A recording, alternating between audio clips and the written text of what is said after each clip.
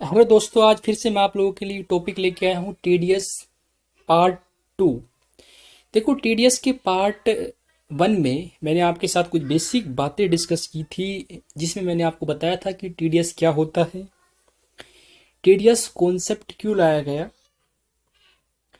Salary के ऊपर जो टीडीएस कैलकुलेट किया जाता है एम्प्लॉयर द्वारा, जो एम्प्लॉयर एम्प्लॉय को सैलरी देता है तो सैलरी पे टीडीएस लगता है। जिस पर्टिकुलर फिनेंशियल ईयर में सैलरी जनरेट होती है, सैलरी अर्न होती है, सैलरी जैसी पे होगी एम्प्लॉय को, तुरंत टीडीएस लग जाएगा उस सैलरी पे। और एम्प्लॉयर डिडक्ट करता है एक एस्टिमेटेड इनकम निकालता है पूरे साल की एम्प्लॉयर, और उस पर टीडीएस काटता है एवरेज। कुछ प्रैक्टिकल बातें मैंने आपके साथ शेयर की थी, प्रैक्टिकल प्रॉब्लम्स मैंने सोल्व कराए थे आपकी बुक के ही। चलिए आगे हम बात कर लेते हैं। सेक्शन 192 टीडीएस ऑन सैलरी जो हो चुका है, अब आगे हम बात करते हैं। सेक्शन 192 के बाद सेक्शन है 192A। ये सेक्शन कहता है अगर कोई एम्प्लॉई अपने ईपीएफ अकाउंट से अगर कोई एम्प्लॉय अपने ईपीएफ अकाउंट से 5 साल की कंटिन्यू सर्विस से पहले विड्रॉ कर लेता है, अगर कोई एम्प्लॉय अपने ईपीएफ अकाउंट से 5 साल की कंटिन्यू सर्विस से पहले विड्रॉ कर लेता है और वो अमाउंट 50,000 से ज़्यादा है, तो उस पे लग जाएगा टीडीएस। यानी 50,000 तक है तो कोई टीडीएस नहीं है, 50,000 को क्रॉस करते ही अगर 1 रुपया भी ऊपर हो गया तो टीडीएस लग जाएगा। लेकिन 5 साल की सर्विस की कुछ एक्सेप्शन है। अगर किसी की हेल्थ खराब है, उसकी वजह से वो विड्रॉ करता है, जहाँ पे वो जॉब करता है एम्प्लॉय, वो एम्प्लॉय का बिजनेस ही अगर डिसकंटिन्यू हो गया हो, या एम्प्लॉय की जॉब जो है वो बंद हो गई हो, तो ऐसे केसेस में एम्प्लॉय विड्रॉ कर सकता है 5 साल से पहले। ऐसे केस में टीडीएस नहीं लगेगा। लेकिन नॉर्मली अगर 5 साल से पहले विड्रॉ करते हैं नॉर्मली, और अमाउंट जो है वो 50,000 से ज़्यादा है, तो टीडीएस लग जाएगा। और अगर एम्प्लॉय पैन सबमिट नहीं करता है, पैन कार्ड अपना सबमिट नहीं करता है, तो फिर जो डिडक्शन होगा वो 10% ना होते हुए एमएमआर से हो जाएगा, यानी मैक्सिमम मार्जिनल रेट, जो हायर स्लैब लगता है इंडिविजुअल एचयूएफ की, यानी 30% का एमएमआर उस पर अप्लीकेबल हो जाएगा अगर वो अपना पैन कार्ड सबमिट नहीं करता है तो। सेक्शन 192A के बाद सेक्शन 193 आता है। सेक्शन 193 बोलता है कि अगर कोई रेजिडेंट पर्सन जिसको इंटरेस्ट मिलता है सिक्योरिटीज पे, सिक्योरिटीज कौन सी, 8% saving taxable bond 2003, 7.75 saving taxable bonds 2018। अगर किसी रेजिडेंट पर्सन को इंटरेस्ट मिलता है सिक्योरिटी जो टैक्सेबल बॉन्ड है, सेविंग टैक्सेबल बॉन्ड्स, और अमाउंट जो है वो 10,000 से ज़्यादा है, तो ऐसे केस में उस पे लग जाएगा टीडीएस। जो इंटरेस्ट मिल रहा है सिक्योरिटीज सेविंग टैक्सेबल बॉन्ड पे रेजिडेंट पर्सन को, तो उस पे टीडीएस डिडक्ट किया जाएगा पर्सन द्वारा, जो भी इसको पेमेंट कर रहा है, कोई भी हो सकता है। यहाँ पे मैंने 2 रेट मेंशन कर रखा है, सारे सेक्शन में आपको 2 रेट मिलेगी। पहली रेट जो होगी वो 1 अप्रैल 2022 30 मई 2020, यानी 1 अप्रैल 20 से 13 मई 20 तक रहेगी, और दूसरी जो रेट रहेगी वो 14 मई 20 से 31। तो मैंने आपको बताया कि अगर कोई रेजिडेंट पर्सन, उसको इंटरेस्ट ऑन सिक्योरिटीज मिलता है सेविंग टैक्सेबल बॉन्ड पे, और वह 10,000 से ज़्यादा है, तो उस पर टीडीएस लग जाएगा 10% के हिसाब से 13 मई तक। उसके बाद 7.5% के हिसाब से टीडीएस लग जाएगा। ध्यान रखना 10,000 तक कोई टीडीएस नहीं, 10,000 को क्रॉस करेगा, 10,000 से ऊपर जाएगा, ज़्यादा हो जाएगा तो टीडीएस लग जाएगा। यहाँ पर ये डिसकंटिन्यू हो रहा है 27 मई 2020 बाद। सेक्शन 193, सेक्शन 193 बोलता है इंटरेस्ट ऑन एनी डिबेंचर, भले एनी डिबेंचर का मतलब भले वो लिस्टेड हो या फिर अनलिस्टेड हो। तो अगर किसी रेजिडेंट इंडिविजुअल एचयूएफ को, अगर किसी रेजिडेंट इंडिविजुअल एचयूएफ को किसी भी पर्सन से अगर इंटरेस्ट मिलता है डिबेंचर पे, डिबेंचर भले लिस्टेड हो अनलिस्टेड हो, और वो डिबेंचर इश्यू कौन करता है, वाइडली हेल्ड कंपनी, यानी ऐसी कंपनी जिसमें पब्लिक का सब्सटेंशियल इंटरेस्ट होता है, उसको हम बोलते हैं वाइडली हेल्ड कंपनी। तो कोई भी रेजिडेंट इंडिविजुअल एचयूएफ जिसको इंटरेस्ट मिलता है डिबेंचर पे, डिबेंचर लिस्टेड हो या अनलिस्टेड हो, जिसको वाइडली हेल्ड कंपनी इश्यू करती है, अगर वो इंटरेस्ट जो डिबेंचर पे मिल रहा है वो इंटरेस्ट अगर 5,000 से ज्यादा है, तो उस रेजिडेंट इंडिविजुअल को एचयूएफ को जो पेमेंट होगी उस पर लग जाएगा टीडीएस 10% और 7.5% के हिसाब से। हर सेक्शन में 2 रेट मिलेंगे आपको। पहला रेट जो होगा वो 13 मई तक है, उसके बाद 14 मई से 31 मार्च तक रहेगी सेकंड रेट। आप ये एस्टीमेट लेके चलना जो मैंने एक्सप्लेन किया हुआ है। अगर मैं ना भी बोलूँ तो भी आपको समझना है इन चीज़ों को। रेट के बारे में मैंने आपको पहले क्लियर कर दिया। 2 रेट है। पहली रेट 1 अप्रैल 20 से 13 मई तक रहेगी, और दूसरी रेट मैंने स्लेश मार्क लिखी हुई है वो 14 मई से 31 मार्च 20 तक रहेगी। तो मैंने आपको बताया कि अगर किसी रेजिडेंट इंडिविजुअल एचयूएफ को इंटरेस्ट मिलता है डिबेंचर पे जो widely public held company issue करती है, डिबेंचर भले लिस्टेड हो अनलिस्टेड हो, और 5,000 से ज्यादा का अमाउंट होता है, तो ऐसे केस में लग जाएगा टीडीएस 10%। अगर 13 मई तक है, उसके बाद पेमेंट होती है तो फिर 7.5% टीडीएस लग जाएगा। इसके अलावा अगर इंटरेस्ट मिलता है नेशनल सेविंग सर्टिफिकेट पे, नेशनल डेवलपमेंट बॉन्ड पे, डिवेंचर जो जिसको इश्यू करता है कोई इंस्टीट्यूशंस, कोई अथॉरिटी, कोई पब्लिक सेक्टर कंपनी है, कोई कोऑपरेटिव सोसाइटी जिसको सेंट्रल गवर्नमेंट नोटिफाइड करता है, या पेमेंट की जा रही है किसी लाइफ इंश्योरेंस कंपनी को, कोई जनरल इंश्योरेंस कंपनी को, या जो शेयर लिस्ट जो सिक्योरिटी जो होल्ड कर रखे हैं वो डिमेटराइज फॉर्म में है और लिस्टेड सिक्योरिटीज है, तो ऐसे केसेस में जो इंटरेस्ट इन पे जनरेट होगा एनएससी एनडीबी डिवेंचर्स पे जो पेमेंट की जा रही है एलआईसी जीआईसी को इंटरेस्ट की, तो ऐसे केस पे टीडीएस डिडक्ट नहीं होगा। यहाँ पर कोई टीडीएस नहीं होगा इंटरेस्ट पे। उसके बाद सेक्शन 194 बोलता है डिविडेंड के बारे में। अगर किसी रेजिडेंट शेयर होल्डर को किसी डोमेस्टिक कंपनी से डिविडेंड मिलता है, वो डिविडेंड अगर 5,000 से ज्यादा है तो उस पर टीडीएस लग जाएगा 10% के हिसाब से 13 मई तक। उसके बाद 14 मई से 7.5% टीडीएस है। ध्यान ये रखना है कि डिविडेंड की जो पेमेंट है वो अदर देन कैश हो, यानी अकाउंट पे ही चेक ईसीएस, कहने का मतलब ये है इलेक्ट्रॉनिक फॉर्म में हो। अगर डिविडेंड जो है वो पे किया जाता है या किसी अकाउंट में क्रेडिट होता है एलआईसी की, लाइफ इंश्योरेंस कंपनी की, जनरल इंश्योरेंस कंपनी को, या कोई अदर इंश्योरर है, कहने का मतलब ये है कोई इंश्योरेंस कंपनी को अगर पेमेंट होती है डिविडेंड की, तो ऐसे केस में कोई टीडीएस डिडक्ट नहीं होगा। सेक्शन 194A बोलता है interest other than interest on securities, यानी इंटरेस्ट ऑन सिक्योरिटीज तो हमने देख लिया, ये इंटरेस्ट जो है ये other than interest on securities, यानी कौन सा इंटरेस्ट हो सकता है, जैसे सेविंग अकाउंट होता है उस पर इंटरेस्ट मिलता है, एफडी वगैरह पे इंटरेस्ट मिलता है, तो वो इंटरेस्ट यहाँ पे कवर किया गया है। तो इसमें क्या बोला गया कि अगर कोई रेजिडेंट पर्सन को किसी भी पर्सन से, अब किसी भी पर्सन में यहाँ पर इंडिविजुअल एचयूएफ आ जाएंगे जिसका टैक्स ऑडिट होता है, लास्ट प्रीवियस ईयर में टैक्स ऑडिट हुआ है, तो वो भी यहाँ पर कवर है।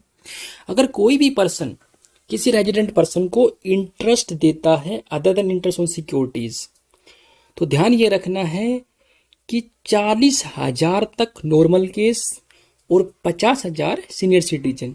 अगर इंटरेस्ट की पेमेंट होती है किसी बैंक द्वारा, शेड्यूल बैंक या कोई कोऑपरेटिव सोसाइटी जिसका बैंकिंग बिजनेस हो, यानी कोऑपरेटिव बैंक्स, या कोई पोस्ट ऑफिस बैंक द्वारा पेमेंट होती है रेजिडेंट पर्सन को इंटरेस्ट की, तो 40,000 तक कोई टीडीएस नहीं है, और सीनियर सिटीजन है तो 50,000 तक कोई टीडीएस नहीं है। अगर 40 के अभाव गया, 50 के अभाव गया तो टीडीएस अप्लीकेबल होगा।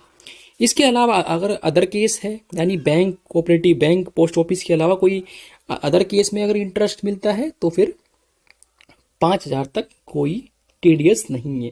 इसके अलावा अगर इंटरेस्ट पे होता है या क्रेडिट होता है बैंक को, कोऑपरेटिव सोसाइटी जिसका बैंकिंग बिजनेस हो, किसी insurance business, life insurance company को, यूटीआई को, अगर इनको पेमेंट होती है इंटरेस्ट की तो भी कोई टीडीएस नहीं लगेगा। उसके बाद इंटरेस्ट अगर क्रेडिट होता है, पेड होता है कोऑपरेटिव सोसाइटी द्वारा अपने ही मेंबर्स को, यहां पर देखो कोऑपरेटिव सोसाइटी कौन सी आएगी, जिसका बैंकिंग बिजनेस नहीं है, यानी अदर देन कोऑपरेटिव बैंक्स। अगर कोई कोऑपरेटिव सोसाइटी जो नॉर्मल है वो इंटरेस्ट पे करती है अपने ही मेंबर्स को या किसी अदर कोऑपरेटिव सोसाइटी को पेमेंट करती है तो ऐसे केस में भी इंटरेस्ट पे टीडीएस नहीं लगेगा। इसके बाद अगर कोई interest on saving bank account है, कोई इंटरेस्ट ऑन इनकम टैक्स है, इंटरेस्ट क्रेडिट या पेड होता है फर्म द्वारा अपने ही पार्टनर्स को, कोई टीडीएस नहीं है। इंटरेस्ट अगर क्रेडिट होता है या पे होता है कंपनसेशन पे, जो कंपनसेशन कौन देने वाला है, मोटर एक्सीडेंट क्लेम ट्रिब्यूनल, तो उस पर भी कोई टीडीएस नहीं है इंटरेस्ट पे। अगर इंटरेस्ट पे होता है किसी इंफ्रास्ट्रक्चर कैपिटल कंपनी द्वारा, इंफ्रास्ट्रक्चर कैपिटल फंड द्वारा, पब्लिक सेक्टर कंपनी द्वारा, कोई शेड्यूल बैंक देता है जीरो कूपन बॉन्ड पे, तो ऐसे केस में भी इंटरेस्ट पे टीडीएस नहीं है।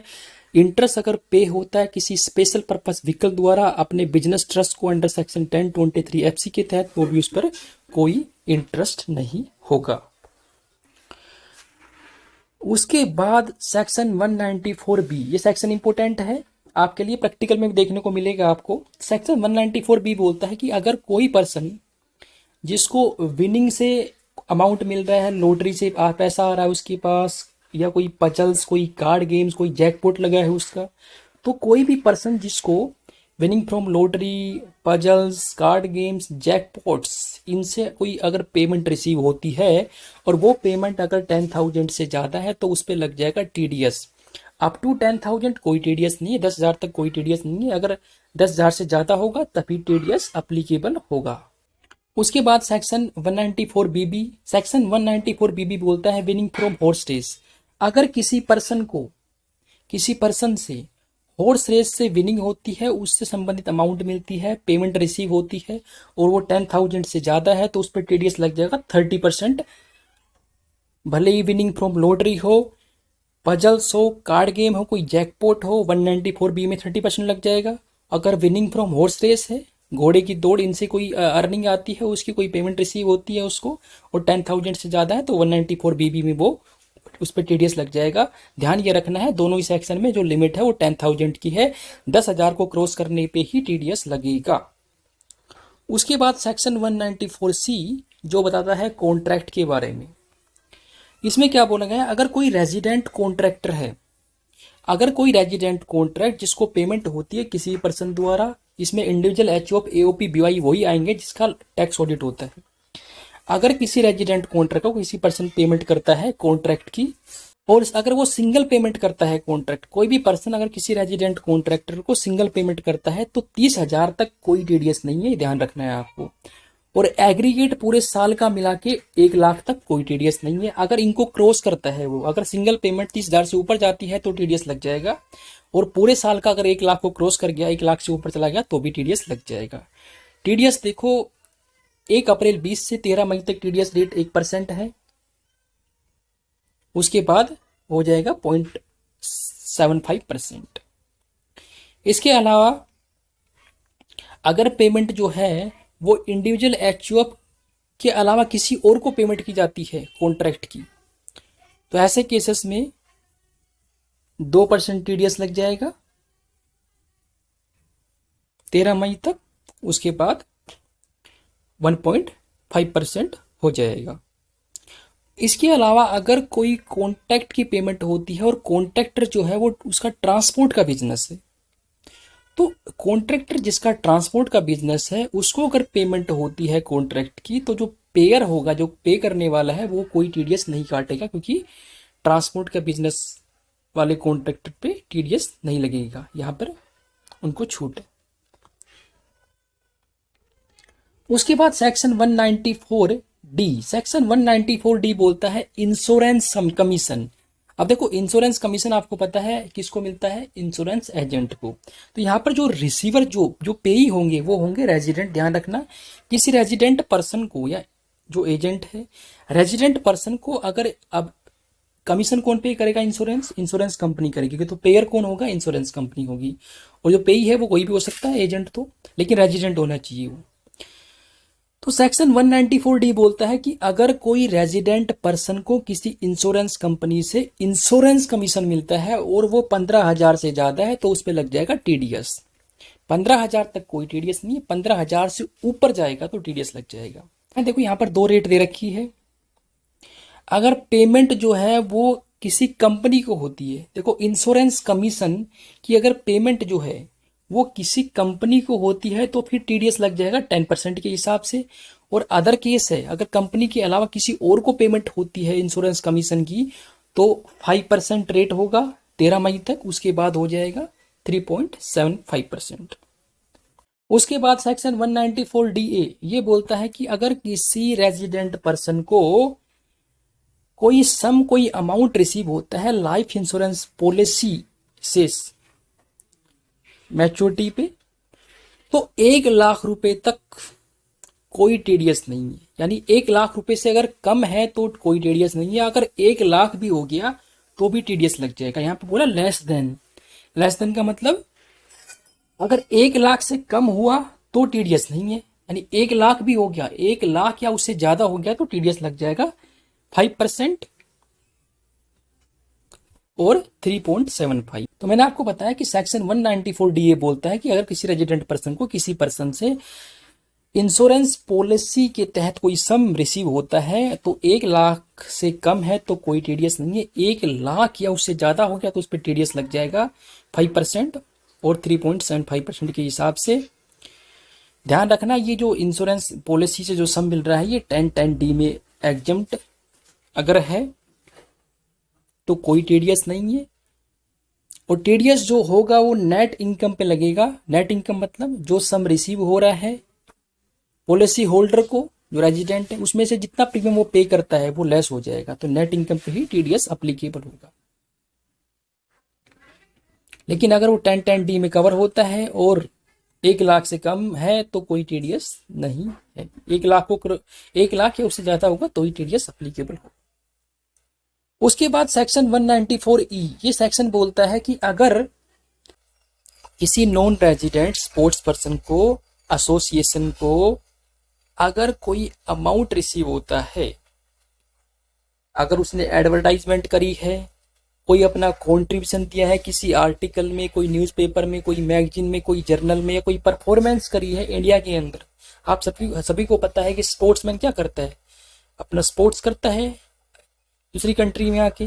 तो इंडिया में कोई आके, कोई नॉन रेजिडेंट है इंडिया में आके, वो अपना कोई गेम खेल रहा है, कोई स्पोर्ट्समैन है, कोई एसोसिएशन है, या कोई एडवर्टाइजमेंट में अपना कॉन्ट्रीब्यूशन देता है, या कोई आर्टिकल में देता है, न्यूज़पेपर में देता है, मैगजीन में देता है, जर्नल में देता है, कोई परफॉर्मेंस करता है इंडिया के अंदर, तो जो भी उसको अमाउंट मिलेगी, जो भी उसको पेमेंट रिसीव होगी नॉन रेजिडेंट को उसके परफॉर्मेंस से, उस पे लग जाएगा 20% टीडीएस। और नॉन रेजिडेंट को जो पेमेंट होती है उस पर सरचार्ज भी लगता है और हेल्थ एंड एजुकेशन सेस तो लगेगा ही। तो ध्यान ये देना है आपको, सिर्फ सैलरी के केस में और नॉन रेजिडेंट को पेमेंट होती है उस केस में सरचार्ज लगता है।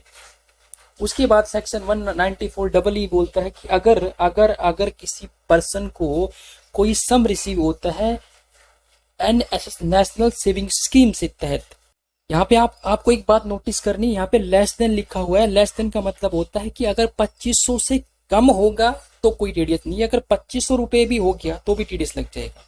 तो 2500 रुपया उससे ज्यादा हो गया तो टीडीएस लग जाएगा, ध्यान देना है आपको। अगर कोई पेमेंट अगर उसके हेयर्स को, एसएससी जो है उसके हेयर्स को रिसीव होती है तो भी कोई टीडीएस नहीं लगेगा। तो 2500 से कम है तो ऐसे केस में कोई टीडीएस नहीं है, 2500 या उससे ज्यादा हो गया तो टीडीएस लग जाएगा। उसके बाद सेक्शन 194F बोलता है अगर कोई सम रिसीव होता है म्यूचुअल फंड से या फिर यूनिट ट्रस्ट ऑफ इंडिया से किसी पर्सन को, अगर कोई म्यूचुअल फंड यूटीआई से कोई सम रिसीव होता है जो उसने इन्वेस्ट कर रखा है, या फिर इक्विटी लिंक सेविंग स्कीम के तहत एटीसीसीबी वाला भी कवर होता है, तो अगर किसी पर्सन को किसी म्यूचुअल फंड यूटीआई से या म्यूचुअल फंड कंपनी यूटीआई जो फंड होते हैं म्यूचुअल फंड यूटीआई, इनसे कोई अमाउंट रिसीव होता है, कोई सम रिसीव होता है, तो ऐसे केस में 20% और 15% उस पर टीडीएस लग जाएगा। उसके अलावा सेक्शन 194G बोलता है कि अगर किसी पर्सन को कमीशन मिलता है सेल करने पे लॉटरी टिकट, यानी लॉटरी टिकट को सेल करने से अगर किसी पर्सन को कोई कमीशन मिलता है टिकट के ऊपर, जो टिकट वो सेल कर रहा है लॉटरी टिकट, उस पर कमीशन मिलता है उसको, तो अगर वो अमाउंट 15,000 से ज्यादा है, अगर अमाउंट 15,000 से ज़्यादा है तो उस पर टीडीएस लग जाएगा 5% और 3.75%। दो रेट दिए हैं, वो आप अंडरस्टूड, मैंने पहले बता दिया आपको। पहली रेट जो होगी वो 13 मई तक है, दूसरी 14 मई से 31 मार्च तक। ध्यान रखना 15,000 तक कोई टीडीएस नहीं है, 15,000 से ऊपर टीडीएस लगेगी in case of commission on sale of lottery tickets. उसके बाद सेक्शन 194H बोलता है कमीशन और ब्रोकरेज, ये अलग कमीशन है। जैसे जो सिक्योरिटीज होती है, जैसे अंडरराइटर को कमीशन देते हैं, ब्रोकरेज पे करते हैं ब्रोकर को, तो वो इनकी बातें हो रही 194H में। तो सेक्शन 194H बोलता है कमीशन और ब्रोकरेज के बारे में। अगर किसी रेजिडेंट पर्सन को किसी भी पर्सन द्वारा, या जिसमें इंडिविजुअल एचयूएफ एओपी बीआई भी आएंगे जिसका टैक्स ऑडिट होता है, अगर किसी रेजिडेंट पर्सन को ये पर्सन जो है ये पेमेंट करते हैं कमीशन या ब्रोकरेज। ने आपको बताया कि अगर कोई रेजिडेंट पर्सन को कोई कमीशन या ब्रोकरेज मिलता है 194H के तहत सिक्योरिटीज पे, तो उस पर टीडीएस लग जाएगा। अगर वो अमाउंट 15,000 से ज्यादा है तो 5% और 4.5%। उसके बाद सेक्शन 194I बोलता है रेंट के बारे में। ये वो सेक्शन बोलता है कि अगर किसी रेजिडेंट पर्सन को किसी पर्सन से रेंट रिसीव होता है और वो रेंट जो है वो 2,40,000 से ज्यादा है साल का मिला के, पूरे साल, तो ऐसे केस में उस रेंट पे लग जाएगा टीडीएस 2%। अगर प्लांट और मशीनरी को रेंट पे ले रखा है तो 2% लग जाएगा 13 मई तक, और आगे हो जाएगा 1.5%। अदर एसेट्स है जैसे land, building etcetera, other building है तो 10% लग जाएगा 13 मई तक, उसके बाद 7.5% हो जाएगा। रेंट के अंदर सर्विस टैक्स शामिल नहीं होगा। तो सेक्शन 194I बोलता है रेंट के बारे में, रेंट पे भी टीडीएस लग जाएगा अगर वो 2,40,000 से ज्यादा है। प्लांट मशीनरी को रेंट पे ले रखा है तो जो अमाउंट पे करने वाला है, जो कोई भी पर्सन हो सकता है, अगर वो रेजिडेंट को पेमेंट करता है तो टीडीएस काट लेगा। प्लांट मशीनरी को रेंट पे लिया है 2%, 1.5%, अदर एसेट 10 और 7.5%।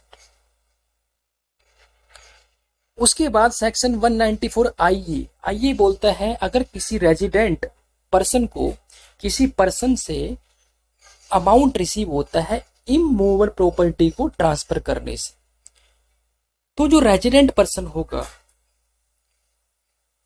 उसको जब पेमेंट की जाएगी किसी भी पर्सन द्वारा ट्रांसफर करने पर, इमूवेबल प्रॉपर्टी मतलब लैंड, बिल्डिंग, इनको ट्रांसफर करने से जो पेमेंट की जाएगी रेजिडेंट पर्सन को,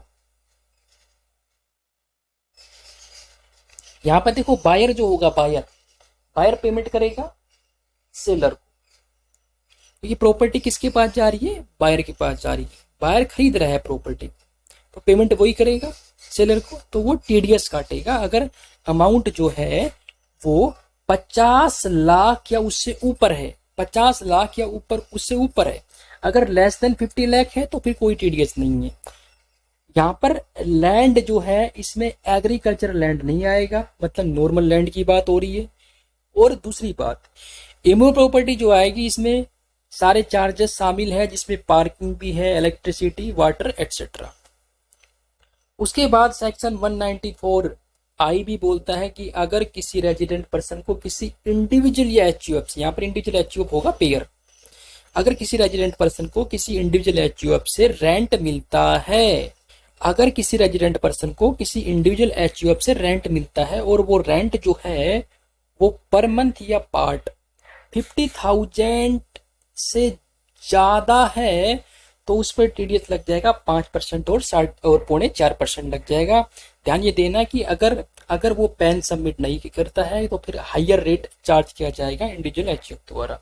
उसके बाद सेक्शन 194IC बोलता है कि अगर कोई रेजिडेंट पर्सन को किसी पर्सन से कैपिटल एसेट ट्रांसफर करने पे कोई स्पेसिफाइड एग्रीमेंट के तहत अगर ट्रांसफर की जाती कैपिटल एसेट, तो ऐसे केसेस में कैपिटल एसेट में देखो लैंड, बिल्डिंग दोनों आएगी, लैंड, बिल्डिंग या बोथ। तो अगर किसी रेजिडेंट पर्सन को किसी पर्सन से अमाउंट रिसीव होता है, कैपिटल एसेट स्पेसिफाइड एग्रीमेंट के तहत ट्रांसफर हो रहा है, उस कैपिटल एसेट पे कोई अमाउंट जो है वो अगर रिसीव होती है, तो ऐसे केसेस में जो पर्सन है, जो पे करने वाला है, वो टीडीएस डिडक्ट कर लेगा 10% और 7.5%।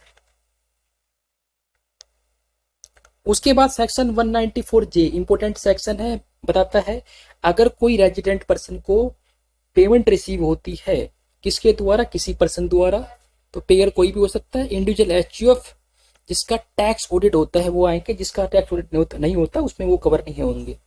तो मैंने आपको बताया कि सेक्शन 194 जे बोलता है कि अगर किसी रेजिडेंट पर्सन को किसी पर्सन से अगर फीस मिलती है प्रोफेशनल या फिर कोई टेक्निकल सर्विस के लिए फीस मिलती है, कोई रॉयल्टी मिलती है, तो ऐसे केसेस में अगर वो अमाउंट 30,000 से ज्यादा है तो उस पर टीडीएस लग जाएगा 10% और 7.5% के हिसाब से। तो fees for professional service, technical service, अगर कोई कंपनसेशन मिलता है for not carrying any business या प्रोफेशन एक्टिविटी, कोई प्रोफेशन या बिजनेस एक्टिविटी को स्टॉप करने के लिए भी अगर किसी को कंपनसेशन मिलता है तो उस पर भी टीडीएस लग जाएगा, अमाउंट अगर 30,000 से ज़्यादा है तो। रॉयल्टी मिलती है, कमीशन मिलता है, लेकिन ध्यान इसमें ये देना है आपको कि अगर कोई डायरेक्टर को फीस, कमीशन, रेम्युनरेशन मिलता है तो इस पर ये जो 30,000 की लिमिट है वो अप्लीकेबल नहीं है। अगर वो पेई जो है उसका बिजनेस है कॉल सेंटर का तो उस पर टीडीएस लगेगा 2% के हिसाब से, ये बात आपको ध्यान रखनी है। उसके बाद सेक्शन 194 के बोलता है अगर किसी रेजिडेंट को किसी पर्सन से अमाउंट रिसीव होती है, इनकम रिसीव होती है यूनिट्स पे, यूनिट्स कौन सी, म्यूचुअल फंड की यूनिट्स हो गई, कोई स्पेसिफाइड अंडरटेकिंग की यूनिट्स है, कोई स्पेसिफाइड कंपनी की यूनिट्स है, तो अगर वो 5,000 से अगर वो ज़्यादा होती है तो टीडीएस लगेगा 10% और 7.5% के हिसाब से। तो 5,000 तक कोई टीडीएस नहीं है। उसके बाद सेक्शन 194 LA, सेक्शन 194 LA बोलता है कि अगर किसी रेजिडेंट पर्सन को किसी भी पर्सन से पेमेंट रिसीव होती है कंपनसेशन, यानी मान लो किसी रेजिडेंट पर्सन की कोई प्रॉपर्टी थी इमूवेबल, उसको गवर्नमेंट ने एक्वायर कर लिया कंपलसरी, तो गवर्नमेंट क्या देगी, कंपनसेशन देगी उसको। तो इमूवेबल प्रॉपर्टी के ऊपर जो कंपलसरी एक्विजिशन होता है गवर्नमेंट द्वारा, उस इमूवेबल प्रॉपर्टी पे कंपनसेशन मिलेगा रेजिडेंट पर्सन को। तो रेजिडेंट पर्सन को जो कंपनसेशन मिलेगा किसी भी पर्सन द्वारा यानी गवर्नमेंट द्वारा, तो अगर वो कंपनसेशन जो है वो 2.5 लाख से ज्यादा है तो उस पर टीडीएस लग जाएगा 10% और 7.5% के हिसाब से। लेकिन 2.5 लाख तक आपको पता है कि कोई भी टीडीएस नहीं लेगा, 2.5 लाख से ऊपर जाएगा यानी उसको एक्सेड करेगा तभी टीडीएस अप्लीकेबल होगा। और ध्यान ये देना है कि यहाँ पर जो इमूवेबल प्रॉपर्टी है उसका मतलब लैंड, बिल्डिंग और बोथ, लेकिन एग्रीकल्चर लैंड यहाँ पे नहीं आएगा। उसके बाद सेक्शन 194N है जो बोलता है अगर किसी पर्सन को किसी बैंकिंग कंपनी, कोऑपरेटिव सोसाइटी जिसका बैंकिंग बिजनेस या पोस्ट ऑफिस से पेमेंट रिसीव होती है कैश में, इंपोर्टेंट सेक्शन है, अगर किसी पर्सन को बैंक से, कोऑपरेटिव बैंक से, पोस्ट ऑफिस बैंक से अगर कैश में पेमेंट रिसीव होती है और वो पेमेंट जो है वो 1 करोड़ से ज़्यादा है तो फिर टीडीएस लग जाएगा उस पर।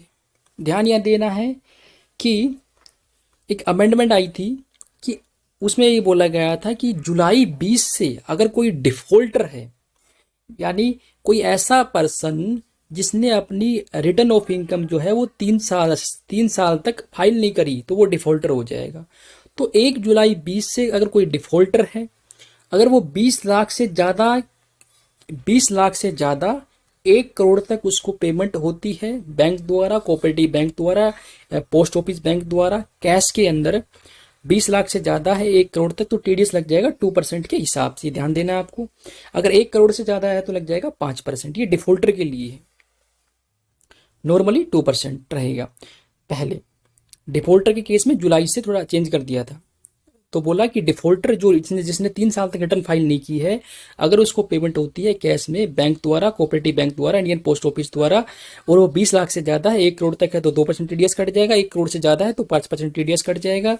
ध्यान ये देना है कि अगर पेमेंट होती है किसी गवर्नमेंट को, बैंकिंग कंपनी को या कोई कोऑपरेटिव बैंक को या कोई पोस्ट ऑफिस को या पर्सन जो नोटिफाइड है सेंट्रल गवर्नमेंट द्वारा, अगर इनको पेमेंट होती है कैश में तो फिर कोई टीडीएस नहीं लगेगा। इसके बाद सेक्शन 194O लास्ट सेक्शन है। कुछ 2-3 सेक्शन मैंने यहाँ पे स्किप किए हुए हैं जो मुझे लगा नहीं कि आप लोगों के लिए ज़्यादा रेलिवेंट है, इसलिए मैंने स्किप कर दिया। लेकिन फिर भी अगर कोई आपको रिक्वायरमेंट हो तो आप कमेंट कर सकते हो, मैं उस पर वीडियो बना दूंगा। तो सेक्शन 194O बोलता है कि अगर किसी ई कॉमर्स पार्टिसिपेंट, यानी जो देखो आप देखते हो जो ई कॉमर्स ऑपरेटर जैसे फ्लिपकार्ट, अमेजन, ठीक है, ये ई कॉमर्स ऑपरेटर होते हैं। तो यहाँ पर जो सेल करने वाले हैं वो ई कॉमर्स पार्टिसिपेंट होते हैं। यहाँ पर वो अपने रजिस्ट्रेशन रखते हैं इन ऑपरेटर्स के पास। तो ई कॉमर्स ऑपरेटर जैसे फ्लिपकार्ट, अमेजन, जब वो ये पेमेंट करता है सेलर को, जब वो ये पेमेंट करेगा तो वो टीडीएस काटेगा। लेकिन पेमेंट ध्यान रखना है, अगर 5 लाख से ज़्यादा की पेमेंट होती है, 5 लाख से ज़्यादा की पेमेंट होती है तो टीडीएस कटेगा 1% और 0.75%। 5 लाख तक कोई टीडीएस नहीं है। लेकिन अगर एडवर्टाइजमेंट हो रही है किसी द्वारा या कोई अदर सर्विस दे रहा है जो सेल से कनेक्टेड नहीं है तो इस पर कोई लिमिट अप्लीकेबल नहीं है, यानी टीडीएस लग जाएगा ऐसे केसेस में। और दूसरी बात, अगर पेमेंट गवर्नमेंट को हो रही है, कोई आरबीआई को पेमेंट हो रही है, रिजर्व बैंक ऑफ इंडिया, तो भी कोई टीडीएस नहीं लगेगा। उसके बाद बात कर लेते हैं कि अगर टीडीएस का डिडक्शन लेट किया या उसकी पेमेंट लेट करी, यानी डिफॉल्ट कर दिया टीडीएस काटने में या फिर जमा करने में, तो ऐसे केसेस में लग जाएगा इंटरेस्ट। देखो सबसे पहले अगर डिडक्शन लेट किया, यानी लेट टीडीएस लेट काटा, टाइम पे नहीं काटा, तो 1% पर मंथ के हिसाब से इंटरेस्ट लग जाएगा और पार्ट ऑफ द मंथ, यानी अगर एक महीना 10 दिन है तो 2 महीने का इंटरेस्ट लग जाएगा।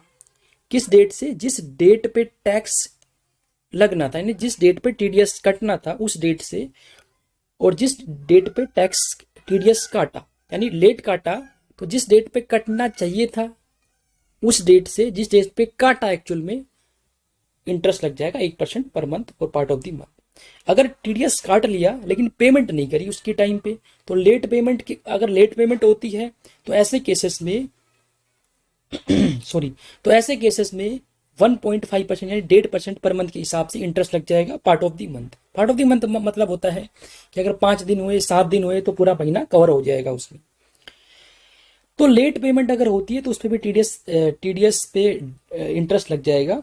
जिस डेट पे टैक्स कटा और जिस डेट पे एक्चुअल में टीडीएस पे होता है गवर्नमेंट को, उस पीरियड का लग जाएगा इंटरेस्ट 1.5% के हिसाब से। और देखो जो टीडीएस काटता है उसके पास नॉर्मली 10 की रिक्वायरमेंट होती है, तो 10 चाहिए, tax deduction collection account number चाहिए, तो उसके लिए फॉर्म है 49B, उसमें अप्लाई करना होता है।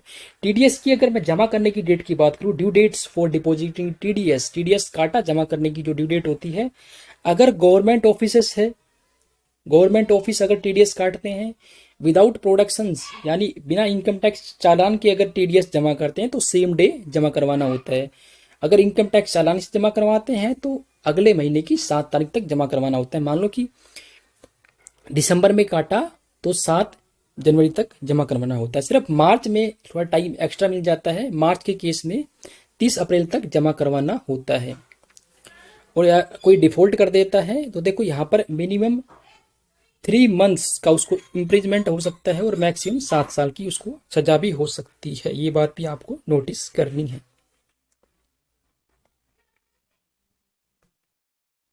उसके बाद टीडीएस रिटर्न जाता है क्वार्टरली, उसकी जो ड्यू डेट है वो मैं आपको डिस्कस कर देता हूँ आपके साथ।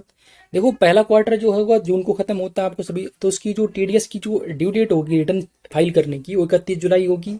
30 सितंबर वाले की 31 अक्टूबर होगी, 31 दिसंबर वाले की 31 जनवरी होगी, और 31 मार्च आपको पता है उसकी तो टीडीएस जमा करने की डेट 30 अप्रैल होती है, तो यहाँ पर 31 मई हो जाएगी। अगर कोई डिफॉल्ट करता है टीडीएस रिटर्न फाइल करने में तो उस पर 200 रुपये एक दिन के हिसाब से टीडीएस पर उसको फीस पे करनी पड़ेगी, 200 रुपये।